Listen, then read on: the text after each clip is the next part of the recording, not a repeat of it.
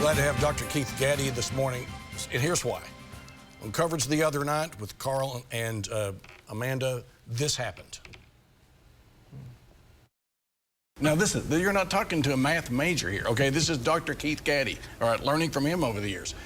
In a primary, if you get 40% plus 5, I don't know why he doesn't say 45 yet, I'm just anticipating.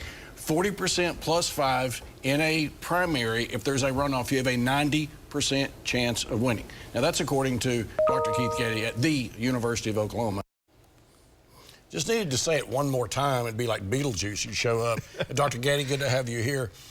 We're going to call this Gaddie rules. So runoff rules, we're going to talk about why we even have runoffs if we need them. But let's start with that 40 plus 5. Help us understand precisely what that means. Okay, so you have a runoff in order to have majority rule, right? So you don't make 50%, you have a second round election against the second place finisher.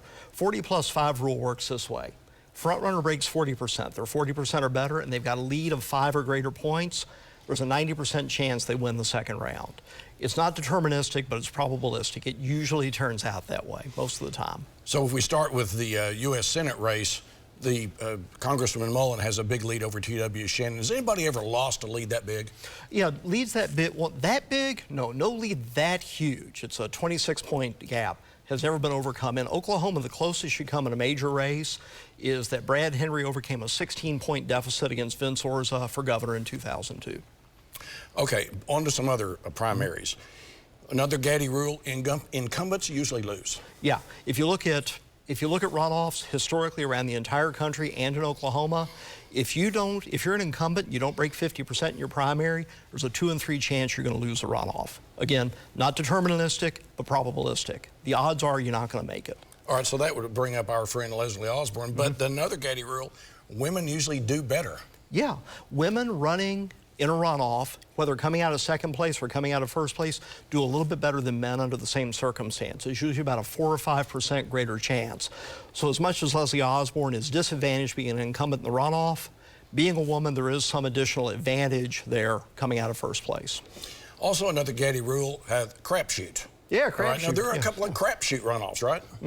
Congressional District 2, where you had 4 different people finish within, I think, 4 points of each other. Any 2 of those candidates going into a runoff would have an equal shot.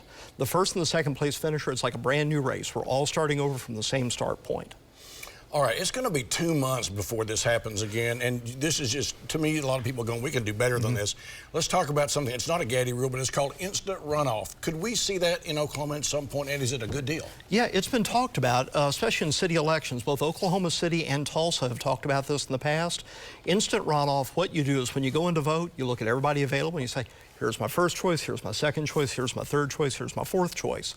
If no one gets a majority of the first choice votes, we then look at the bottom of the ballot and say, okay, who came in last?